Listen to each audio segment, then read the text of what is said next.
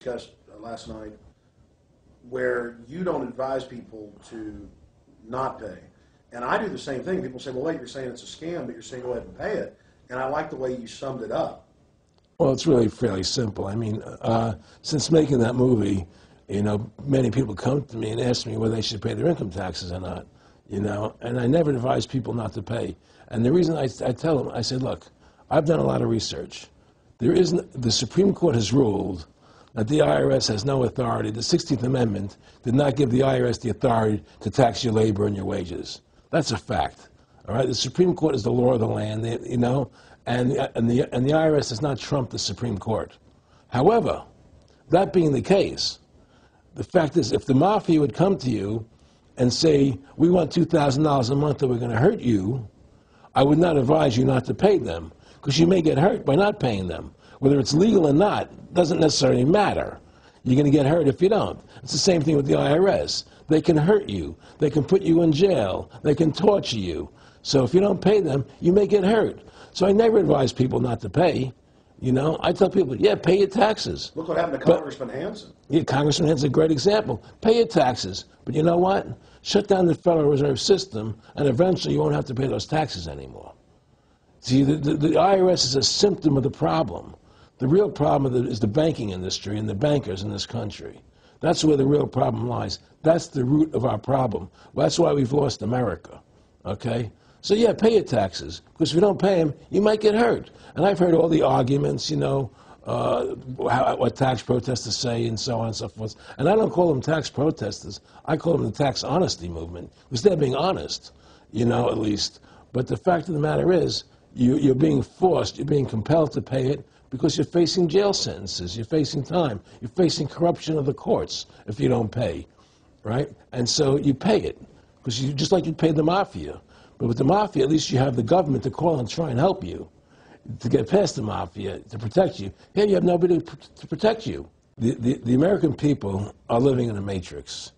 They don't understand the truth of how things are working in this country, And let me give you an example of what I'm talking about. The very fact is that if you ask 100 people on the street, what kind of government is America supposed to be? 99% of them will tell you a democracy. America is supposed to be a democracy. But that's a lie. That's an illusion. The word democracy is not written into the Constitution at one time. It's not in the Bill of Rights. It's not in the Declaration of Independence. The Founding Fathers hated the idea of a democracy. They thought it was the worst form of government there is. And I agree with them, because in a democracy, 51% of the people control 49% of the people. If you're part of the 49%, you're not free. America was founded as a constitutional republic.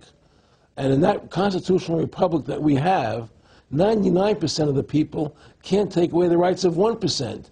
You have your rights because you were born with them. You have God-given human rights that nobody can take away from you. The government, the majority, no matter who they are, I can't take away your rights. And that's what our founding fathers gave us.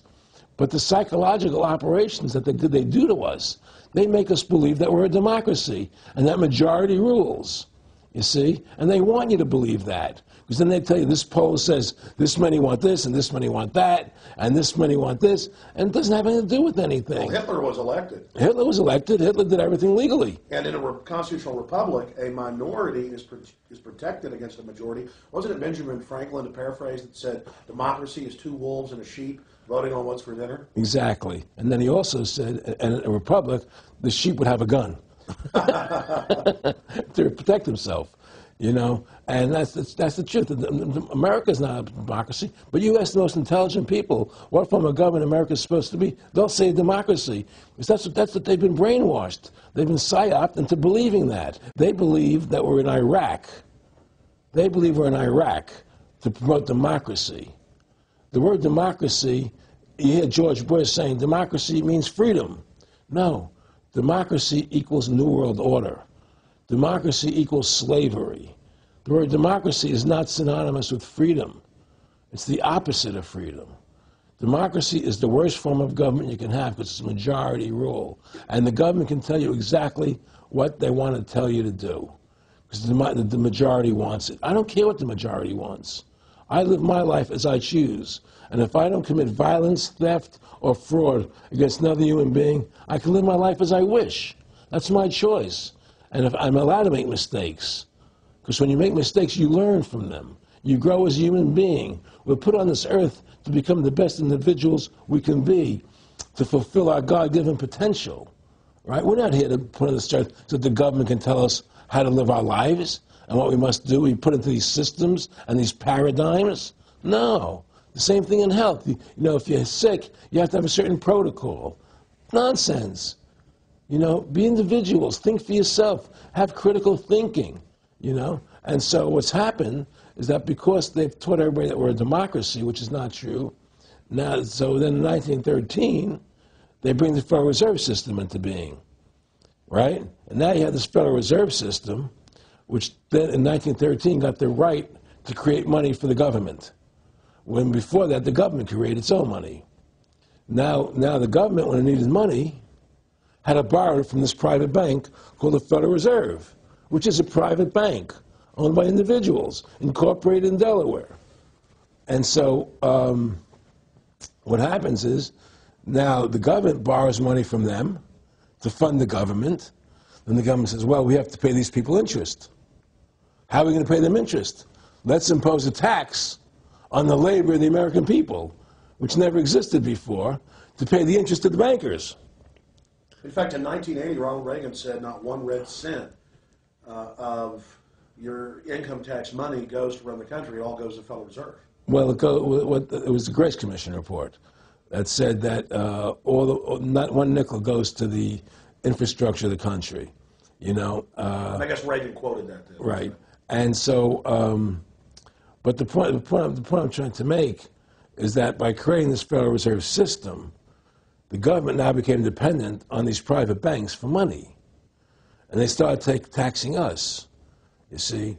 And so now what happens is that in 35, I believe it was, Social Security started.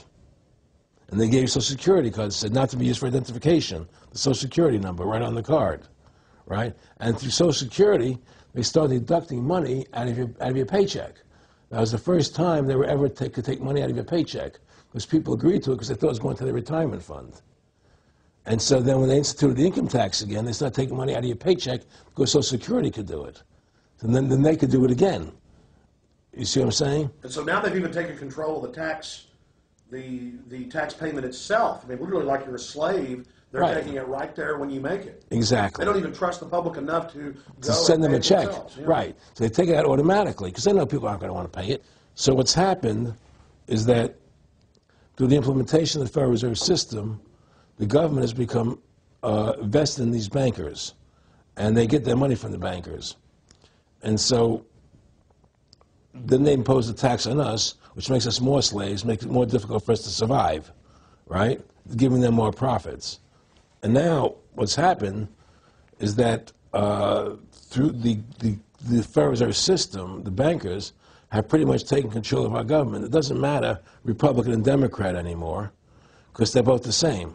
Neither one of them are talking about shutting down the Federal Reserve System or stopping the payment of taxes, you know, or any of the big issues that face Americans, right? So I had a friend, Nick Rockefeller, okay, who was one of the Rockefeller family, and he, when I was running for governor in Nevada, he came to me, introduced himself to me through an attorney, and we became friends. We started talking about things, and I learned an awful lot from Mr. Rockefeller. And one of the things that we used to talk about was the ultimate plan of the banking industry, what they wanted to accomplish. And the goals of the banking industry, not just the Federal Reserve System, but the private banks in Germany and England, all over Italy, all over the world, they all work together. They're all central banks, and they're all part of the Communist Manifesto.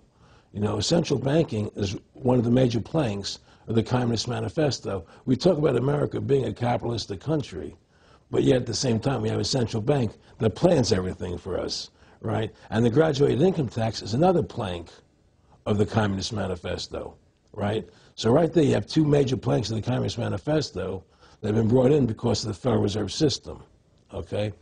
So the ultimate goal that these people have in mind is the goal to create a one-world government run by the banking industry, run by the bankers, and they're doing it in sections. The European currency, the euro, and the European Constitution is one part of it.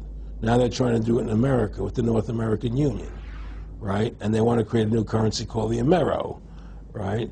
And the whole agenda is to create a one-world government where everybody has an RFID chip implanted in them. All money is to be in those chips, right? There'll be no more cash. And this is getting me straight from Rockefeller himself. This is what they want to accomplish. And all money will be in your chips. And so instead of having cash, anytime you have money in your chip, they can take out whatever they want to take out whenever they want to. If they say you owe us this much money in taxes, they just deduct it out of your chip digitally. Total control. Total control. And if you're like me or you, and you're protesting what they're doing, they can just turn off your chip. And you have nothing. You can't buy food. You can't do anything. It's total control of the people. And that chip's connected to a database that has your purchasing records, what you do, what everything. you sell. Everything is in there, you know? And so they want a one-world government controlled by them, everybody being chipped, all your money in those chips, and they control the chips, and they control people. And you become a slave. You become a serf to these people. That's their goal. That's their intentions. More than a decade ago, I began getting secret government documents, and we published them, where the feds were training the local police and the military that gun owners, conservatives, people that made frequent references to the U.S. Constitution were terrorists. That's a quote. But in 2009, it broke into the national media when we received the secret MIAC report from a state police officer, and that was in the state of Missouri, but the feds had written it, demonizing Ron Paul, people that wanted to end the Federal Reserve, people that wanted liberty and freedom.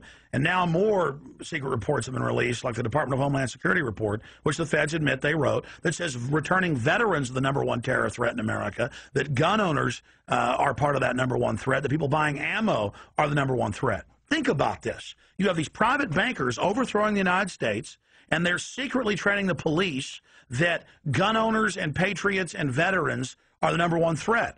So they're saying the American people that follow the Constitution and Bill of Rights that will actually stand up against this tyranny are terrorists, because they are the terrorists. They are the criminals coming in with a corporate takeover, a hijacking of the nation. Eric, can you be specific about when you met Rockefeller, how it happened in these discussions? I met Rockefeller through a female attorney I knew who called me up one day and said, one of the Rockefellers would like to meet you. I had made a video called Mad as Hell, and he'd seen the video and wanted to meet me and knew I was running for governor of Nevada. So sure, I'd love to meet him. And I met him, and I liked him, and he was a very, very smart man. And we used to talk and share ideas and thoughts. And he's the one who told me 11 months before 9/11 ever happened that there was going to be an event. Never told me what the event was going to be, but there was going to be an event, and out of that event, we were going to invade Afghanistan to run pipelines from the Caspian Sea. We were going to invade Iraq, you know, to take over the oil fields, establish a base in the Middle East, and make it all part of the New World Order. And we'd go after Chavez in Venezuela. And sure enough, later, 9/11 happened, and I remember he was telling me how you're going to